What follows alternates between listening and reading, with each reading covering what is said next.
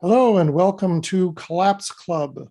How are we to live in the time of collapse? I'm David Baum in Seattle. With me today is Timothy Fishleigh from on the island of Dominica. Hello, Tim. Hello. Welcome to Dominica. Thank you. Could you tell us a little bit about the place where you are, please? Okay, some of you may have seen it before in some of the other interviews and some of the other deep adaptation events, but this is Caapi Cottage. We're in the Eastern Caribbean between Guadeloupe and Martinique. So we're a little English island, all rainforest and waterfalls, and we're not to be confused with the Dominican Republic, which is a much bigger island far north of us. So yeah, and in Caapi Cottage, we host all kinds of different retreats, lots of university students, lots of university programs, lots of meditation programs, and we also do yoga programs and yoga retreats, and plant medicine has always been a feature of many of the different learnings that happen at Caapi Cottage. And that's something that you have studied for quite a while. You personally have studied plant medicines. Yeah, it's been a huge interest for at least the last 12 years. And there's more and more information coming out every day. There's a whole new renaissance of information coming out around plant medicine in the last 10 to 15 years. So I've been part of that. When we were talking about it the other day, my particular interest is in psychedelics. I have a history with psychedelics, and it's been very important in my psychological and spiritual development. So I wonder what has been your experience, particularly on the psychedelic side? Yeah, psychedelics can be a huge boundary dissolver. They can be something that removes filters. So my experience, I was always very, very skeptical about psychedelics. As a kid, I knew lots of people who had messed up with LSD, who had maybe, as they say, reached for the secret too soon. And as a kid, it's very difficult to make sense of that kind of thing. Mm-hmm. I often say psychedelics or drugs are wasted on the youth. It's something you probably need a bit more life experience, but who am I to tell anyone younger than me how to behave? But I found I didn't even look into that world until my 40s. And I did at that point find it extremely helpful for understanding who I was, my relationship to the world, relationship to politics, relationship to climate collapse. All of those things I achieved a new perspective on for myself. So, yeah. I would like to endorse the idea that young people should be very careful with psychedelics, LSD or anything else. Reach for the secret too soon. That's a line from a Pink Floyd song lamenting the loss of, I can't remember his name, but one of the band members. Yeah, the original, Sid Barrett. Sid, yeah. He was lost to mental illness, and the presumption was that it was from an overuse or bad use of psychedelics. I found it quite traumatic and yet liberating in a profound way. But I think here's a question for you. What are the important things to ensure that a psychedelic experience is a good experience? Okay, well, if we want to use Sid Barrett and many others from that era, any predisposition to mental instability, any schizophrenic signs, anything, just avoid it. And that's not your place, psychedelics. Now, that said, I do know a guy, I met him last year in Spain at the World Ayahuasca Conference, and he's actually working with ayahuasca to treat his own bipolar and schizophrenic tendencies. So, and he's doing his PhD on it. It's pretty interesting work. But okay, so going back, for people, it's not for everybody. It's literally, if you're stable and you are able to come in and out of your dream world when you're waking and sleeping, and you know that you're relatively stable in this reality, this collective reality, then it's a possibility. And psychedelics will most likely not trip you up, will not make that go away. Now, if you do have any sort of predispositions, then that might be a different story. So, and then after that, we're talking about set and setting, as the great psychedelic gurus talk about. It has to be the right environment, the right set of people, the right mindset going in, and the right intention. And all of those things work together. It can be a very therapeutic experience. And when it is a therapeutic experience, what are the results? Well, everybody's going to be different. You want my results? I can talk about how it sort of shifted myself. Previously I was very, political. I was involved in the nuclear, the movement against the nuclear arms races in the 1980s, and very left of center, very much a materialist at some point, where I believe that everything around us is concrete and it exists with or without us. And when we die, our consciousness just goes blank and we're no longer part of the story. That was comforting for me for a while. But after living in the rainforest and feeling other energies and getting closer and closer to the plants and closer to other cultures and other ways of understanding our relationship to the now and the future and the past, that story of pure materialism starts to break down. It starts to become less relevant. It's still a possibility, but it's maybe only one possibility out of billions, that everything is just material and we go blank. And so I would say I had faith in that, and I no longer have faith in that. I consider I'm open now to many different possibilities. So, and the psychedelics help rip that apart, really. Once you go into that space, you do see things and patterns and connections that are not easily available to us in this consciousness. Now, as people know, you can obtain those other levels of consciousness on the natch, as Terence McKenna would say, through extreme yoga, through extreme meditation, through all kinds of ways of altering your consciousness. Or you can use plants and get different perspectives as well. And I think they're all helpful and useful approaches to breaking out of the filters that we hold true and dear right now. You mentioned plants. My experience was with LSD, which is a man-made chemical. What's the difference between using plant-based medicine and drugs? Well, there's so many schools of thought on that. Depending on who you talk to, it's very political. Some people are going to say plants are the only way because they're natural and they're provided by nature. Other people will say, well, all the chemicals involved in LSD and other substances have also come from nature. They've just been altered a little bit. They've been played with in a lab. So even MDMA, I mean, the root source of MDMA is the sassafras tree, the sassafras oil, even though it takes a big process in the lab to get to MDMA. LSD, I think the original source of that is ergot. It's just a wheat fungus, but then it's taken to a lab and refined. So is there a big difference? There's definitely a difference in the subjective experience of these different substances. They provide very different experiences. But ultimately, I think it's still similar in terms of just stripping away filters. See, we have filters on us right now that help us perceive this collective sober reality, which is a good consciousness to have. I mean, it helps us do math, it helps us build buildings, it helps us interact in a collective world. But there's more out there, more possibilities to being able to view ourselves. I think part of it may be, you talked about set and setting. The setting in which you are is quite extraordinary. I can see just a little behind you, but you live in a natural paradise. Could you show us around a little bit?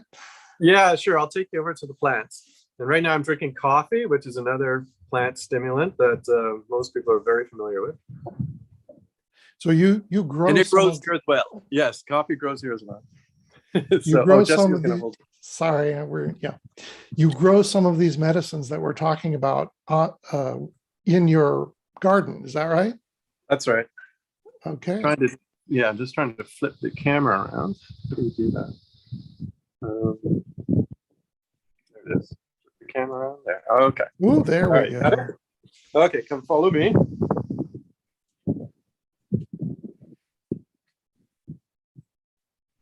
So you've seen this view. There's the Caribbean Sea back there. We're about 1,500 feet or 500 meters above sea level. And in this environment, we go quickly over here. I can show you something growing right now. This is called Mexican dream herb. It grows all over the Caribbean and Mexico, hence the name. And it's used by different shamans to access their dreams, to help remember their dreams and to give life to their dreams. And if you're a lucid dreamer, this is your go-to shrub to enter that lucid state. And here's another one right below it called Damiana. Most people are familiar with it. It grows across the tropics as well. And it's considered an aphrodisiac in Mexico, and it's used as a medicine in Mexico. I don't notice that quality of it. It seems more like a relaxing, mellow kind of feel to it. And people make a tea with that. So just to say, all these plants grow all over, and they all have psychotropic properties. And some of them are stronger than others, and each one does something different. So we'll come a little further.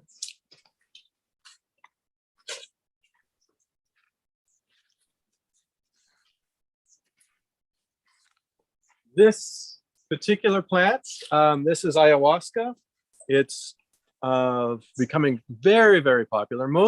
10 years ago, if I asked someone, have you heard of ayahuasca?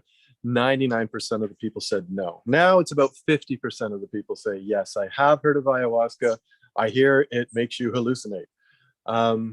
So for a very beginner look at ayahuasca, I have to get into detail. Let me get to that in 1 second. But if you look closely, she's in bloom right now. She blooms around this time of year, every year. And this plant was probably brought here by the Arawak Indians. It was probably brought to Dominica. Maybe it could have been 800 to 1,000 years ago. But most likely the usage of it had fallen out of their culture, or it could have been taken away by the missionaries. So we'll come over here.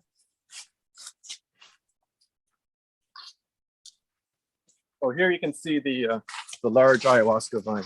So it's practiced throughout Peru and Brazil, Colombia, Ecuador, and it was likely practiced in the Caribbean at some time, but the practice was lost. So the plants grow very well anywhere it's tropical. The plant in the last 20 years has spread all over the world. I understand it's growing in Colombia, in Cambodia, Australia. It was taken to Hawaii by the McKennas. It's spread everywhere by seed now. It's pretty much ubiquitous in any tropical environment, and there's ceremonies going on all the time. So that's ayahuasca. To the admixture for ayahuasca. You're gonna follow over here. This is kind of, like I said, it's introductory for people who know about ayahuasca. This is a quick introduction for people who don't know. But the brew itself is a combination of two plants. So a traditional brew.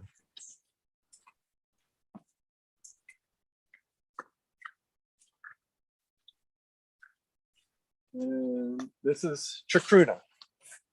So Chacruna is in the coffee family, and Chacruna is combined, boiled together with ayahuasca to make a traditional indigenous brew. Okay. And you can also see down here, if we come in real close, there's a little vanilla vine growing in there, because vanilla likes to grow in coffee. So vanilla and Chacruna grow really well together. I just put that in there a little while ago. So do you want me to get into a little bit of the chemistry, or you want to go to the spirituality of the thing? I would like to talk about the spirituality of it, please. Okay. Well, there's many schools of thought around ayahuasca. Okay, it's important. I was at the World Ayahuasca Conference in 2019, just before the big lockdowns. And there was 1,500 different delegates there. There was indigenous shamans, there was indigenous elders, there was scientists, anthropologists, like Wade Davis was there. There was the big psychedelic gurus like Dennis McKenna was there. A lot of academics, a lot of doctors, a lot of lawyers, a whole set of people from all around the world came together to discuss this rising new phenomenon known as ayahuasca spreading around. And I like to say, well, there was at least 1,500 different approaches to ayahuasca. And there's many people who would like to put some sort of gatekeeping around it, some sort of definition of what it is. So I can only tell you like what some of the approaches are. I don't buy into any one particular approach 100%. But if you're coming from an indigenous perspective, then within a context, this is very broad. I mean, I can't summarize all indigenous spiritualities from South America in one sentence, but suffice it to sort of say, we live in a spirit world, and how successful we are in this world is determined by how well we relate to the spirits around us. And if there's benevolent spirits that want to do us harm, we'll get sick. If we're good to the spirits and the ancestors, we should be more balanced and have better relationships. That's one way of looking at it, and it's very valid. And there's probably a lot of truth to it, because it's quite likely that our consciousness on these substances actually may enter into different dimensions. And I'll go into that when I come from the other approach. But if we are in different dimensions, then it's quite possible other entities could live in those different dimensions. And we know through physics that we're experiencing a 4-dimensional world right now, if you include time, but we know there are more dimensions, could be up to 11 dimensions according to string theory or the multiverse theory. I mean, there's so many possibilities that time doesn't exist in those other dimensions. So to have a belief system that you can tap into that is relevant. I mean, it's been thrown away by Western materialism, but at our own detriment. So go ahead. I've heard it rumored that when you are taking ayahuasca or doing the ceremony, that you meet other people or other beings or other spirits, and there is someone called Mother Ayahuasca, and she has lessons for us. Is that accurate, what I've heard? Yes, that is accurate. You meet entities or other beings, the presence of other beings, similar to if you're in a dream and you meet other entities. When you're asleep, you've met other entities. It exists in a world sort of beyond the laws of physics that we know it. So it's not like a one-on-one handshaking meeting. I heard this Alex Jones, if you're that right-wing ridiculous person, but he talked about when you take ayahuasca, you go into an alien environment and you sit down and have a negotiation with aliens, and all these evil people sit around and talk to the demons. And, you know, he really misrepresented the entire reality of the thing. So if he's misrepresenting that, he's probably misrepresenting a lot of other things too. But what really happens is it's same as if you're dreaming. You've had conversations with people in your life who have passed on while you're dreaming. You're able to recreate that entire experience. Some element of them is there with you. Even if it's all centered in your own neurons, there's still an interaction happening there. All of this is in our neurons right now, and it's real. So who's to say that that experience is not real in another context? So yes, when you're in the dream state of ayahuasca, you can meet entities. You can see entire new environments and entire new landscapes. And you may have some precognitions. You may see into the future or see into the past. Shamans in the Amazon use it to find lost animals or to find better hunting ground, to get a perception of what's around the next tree and what's around the next hill.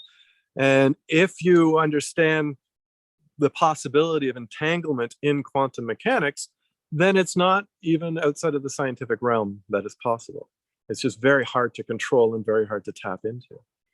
So when a naive user like me, someone who hasn't done it before, does ayahuasca for the first time, I don't know if you've had this experience, but when they come back, when they wake up, when they return to a normal state, what's their report? What's their state of mind? What has happened to them?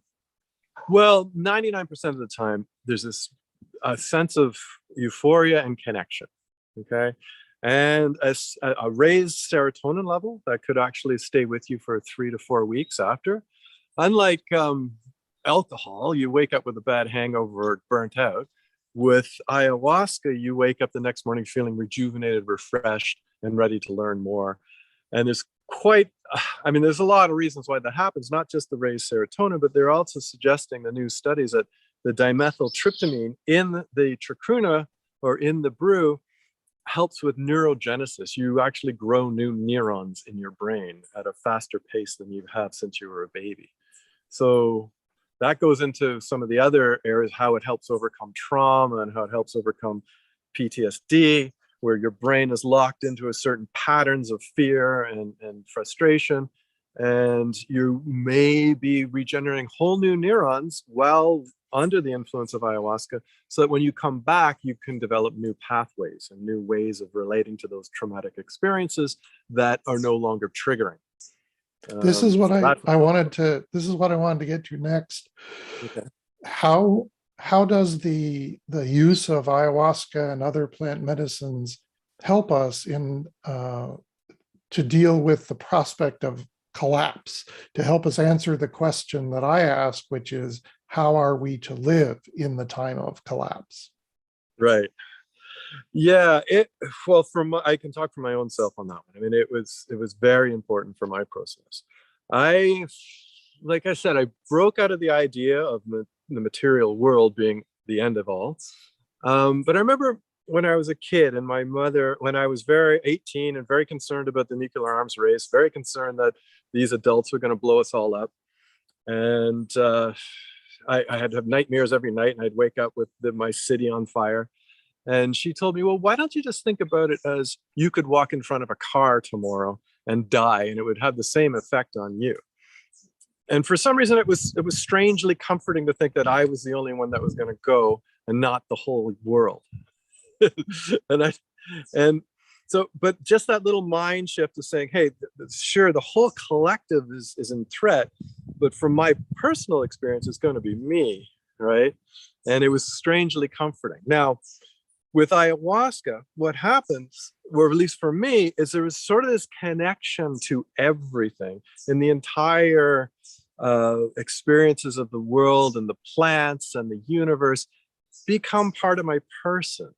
And then I realized that even in a big transition like the end of all life on the planet, there is still something coming.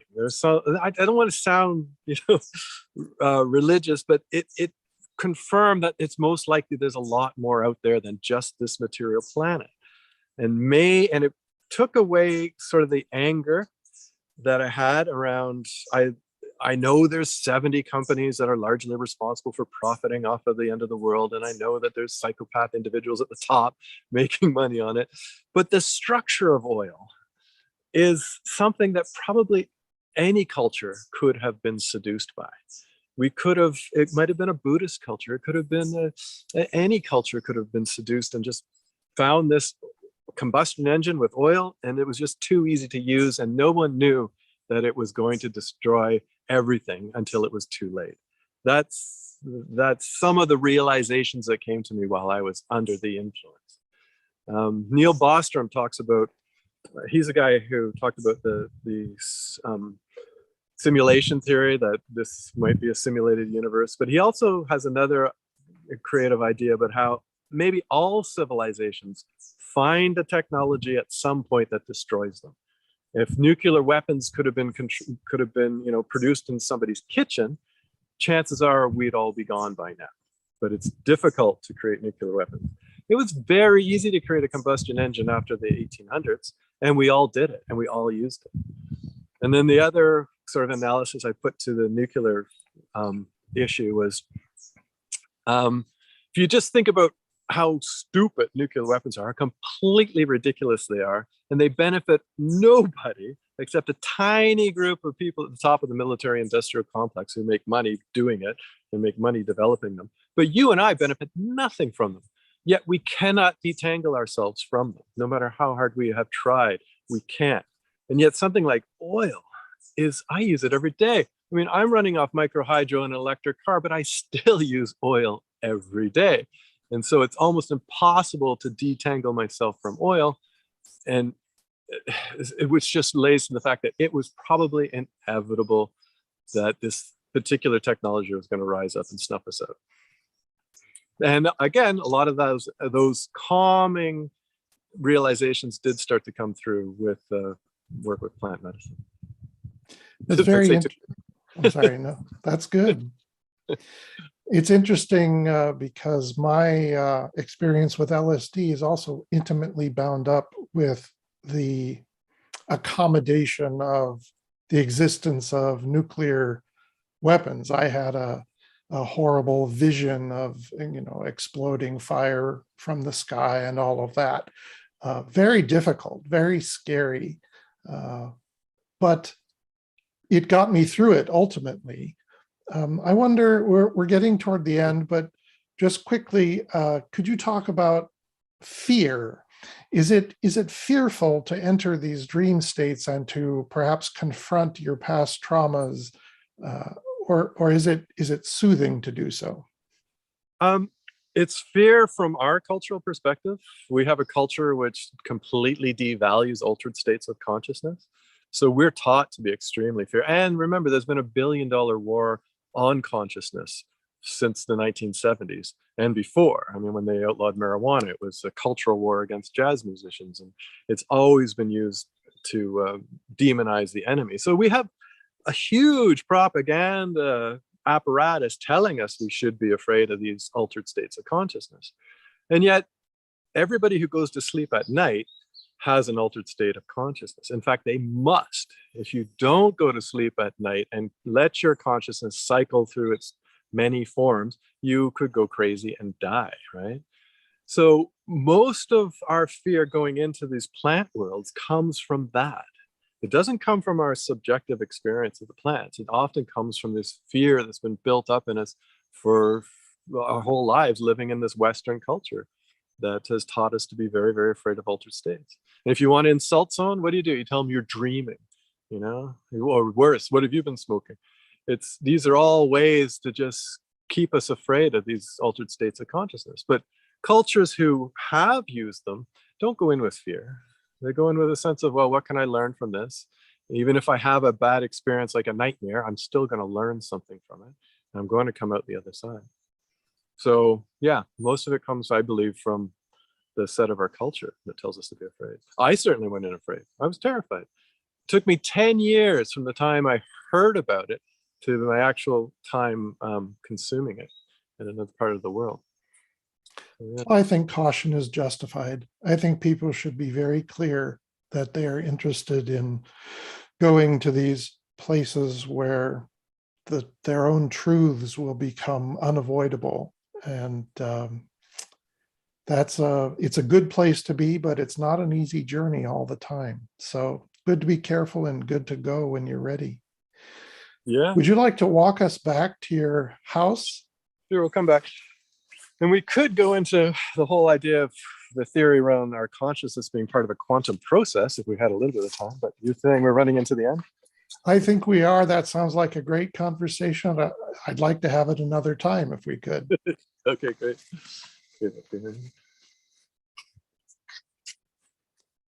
So tell us more about the operation of Caapi Cottage retreats.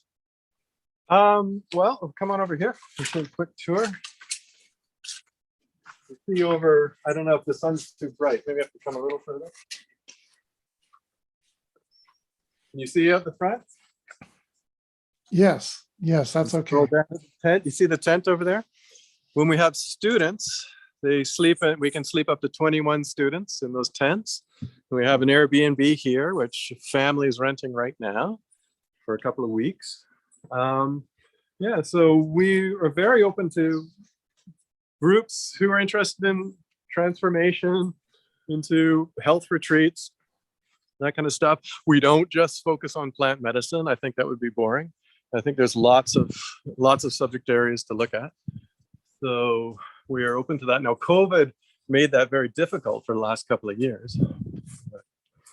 But we're hopefully by next year, we'll start to receive more groups. But right now, people are coming individually or smaller groups of 4 or 5 people. Well, thank you, Tim. I really appreciate it. This has been fascinating, and it's just beautiful there. I hope to be able to visit you one day, hopefully soon, but certainly one day. Yeah, and there's a room waiting for you. Thank you so much. And hello to Jessica, who's behind the camera. Thank you for helping us today. Sure. My That's it. pleasure, David. Oh, See you soon. She Okay. doesn't want me to Great. spin it. Okay. Great. All right. Well, we'll talk to you soon. All right, that's it from Collapse Club for today. Until we meet again, farewell.